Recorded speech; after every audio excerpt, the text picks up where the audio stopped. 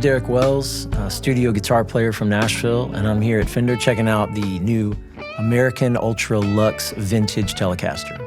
I mean, everything for me started with guitar. I wanted to be a guitar player and really had no designs beyond that. The minute I saw a guitar player playing on a session, I was like, that's what I want to be doing, like that's it. And so I kind of made that transition, kind of got off the road, decided I was just gonna hunker down in Nashville and knocked on a few of the right doors and got some calls, which, you know, led to playing on some bigger records, and some notoriety started to kind of happen for me in that world. All of that stuff for me just all came from wanting to play guitar, which I still just think is the coolest thing on the planet.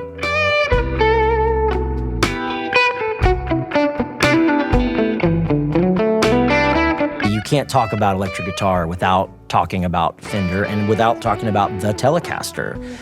And, you know, I love like conversations around like the source or the OG or this, and it's like, this is the source, often imitated, never replicated. It's like, that's a Fender Telecaster to me.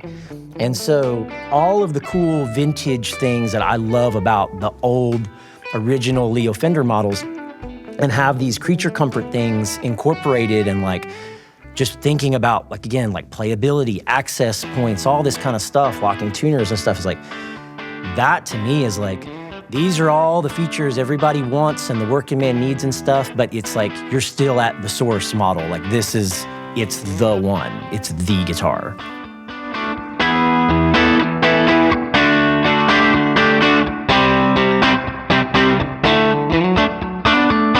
When you talk about things like the brass saddles in regards to like the tonality of a Telecaster, this was the original kind of tone of the instrument. That's part of that sound. That's the thing. It's amazing that Leo got it right out of the gate. The other thing that's unique about Telecasters is, and I think the saddles are a big part of this, but is the variance in tone you can get on a Telecaster just from where you place your pick. The low E here sounds way different than the low E here.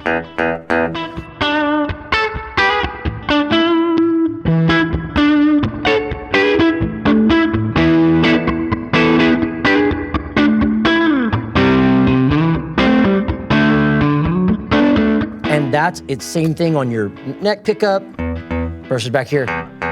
And so, you know, the idea that you can have, you know, with these brass saddles and that like OG thing, that you can have all the variants of two. That is like one of the things that is truly unique to this instrument, and the original brass thing is just a part of that.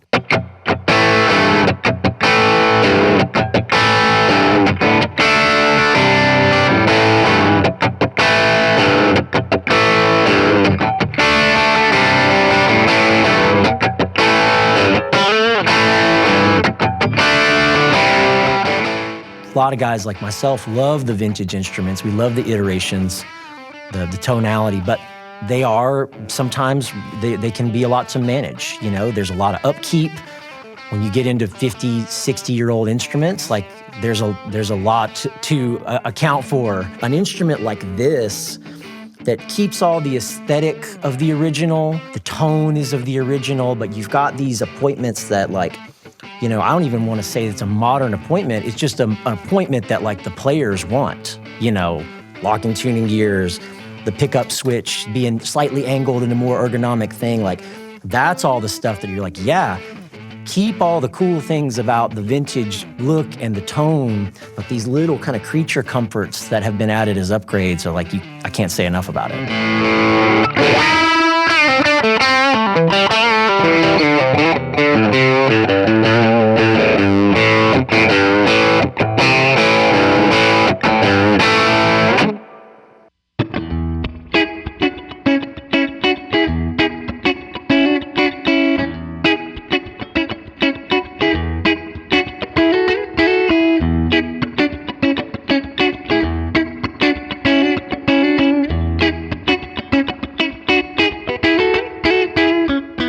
So from a live perspective, I mean, these lumen lays, I mean, game changer. The amount of times I have been on a pitch black stage about to start a song just praying that my hands are in the right place or that the capo went in the right spot or whatever. It's like this immediately remedies, issues like that for me. And also too, just from a playability standpoint, the access to the higher frets, the way the body's contoured right here, it's so easy to get up here if you're really like gripping and ripping. You can get all the way up to the top and not feel like your hand's in an uncomfortable position. And I always think that equates to like your hand being in the right position equates to you're gonna be more in tune in those higher spots too. So those two things right off the bat for me are huge.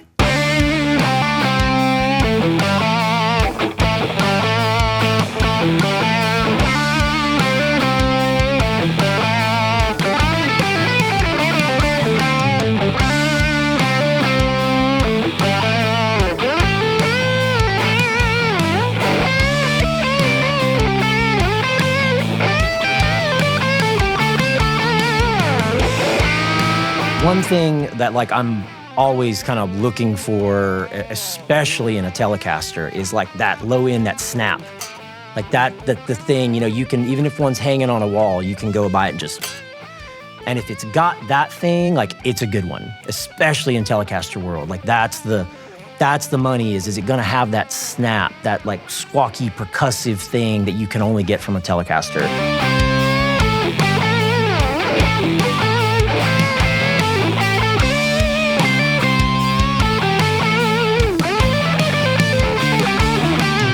Great vintage ones can have that, but again, the vintage fretboard kind of radius thing is unique and specific. And when you're trying to get into these like kind of step and a half bends up on the high strings and the things like you start, it frets out or you run into those issues. So this new, more modern like compound radius is a huge thing. It's like I'm getting all that vintage telly snap thing, but like I can be up here, really soloing hard in kind of any style, and you're not gonna fret out with the more modern radius, and that's a huge thing for me.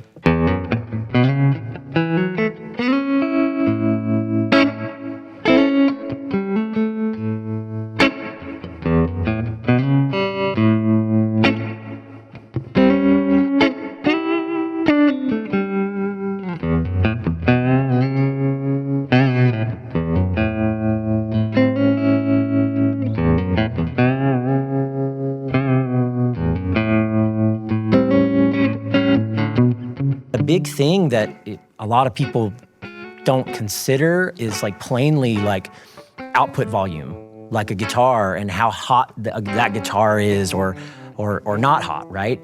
And that affects gain structure, which affects how your pedals can respond, which affects how your amp responds and all these types of things.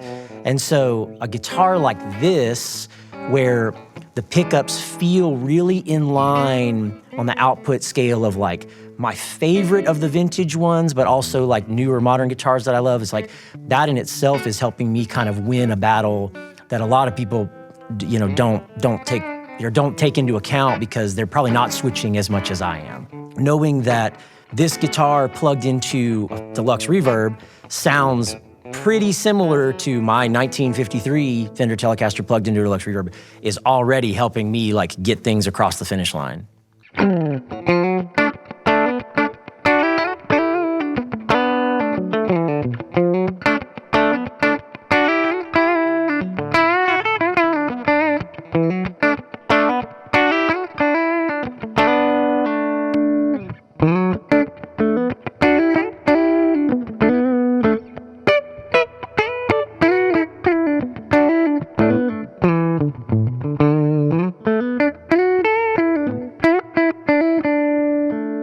This thing is a tool, and it like at a base level, like, yeah, you always want to be inspired by it and it's a creative thing, but at the end of the day, if this thing isn't holding up its end of the table, like you're dead in the water. And the last thing I want to do is hold myself or the rest of the room up because I'm wrestling the instrument and we're missing the creative, wave or the energy or that spark or that moment. So, that's the thing for me. It's like, on a base level, like a tool that's holding up its end of the bargain is the best thing I can have in my arsenal.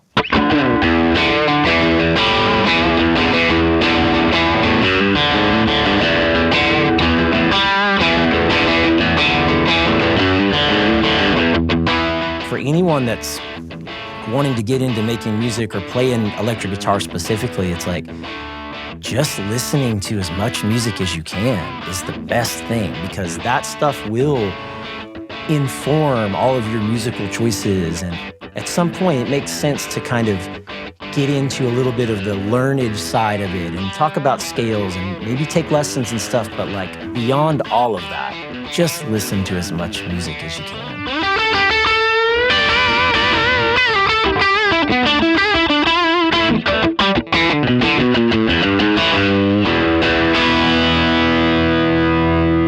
I mean, I just feel like as early as I can remember paying attention to guitar, there were Fender Telecasters there, you know, whether that was Mike Campbell or Jimmy Page or Brent Mason or Prince, or like the world of music that like this instrument touches is, I've never seen anything really like it. I don't think there's a fair comparison. All of those people were hugely inspiring to me. And I think that watching all those guys play all those types of music in all those types of ways with the same guitar probably was a big indicator for me that like I could do that too.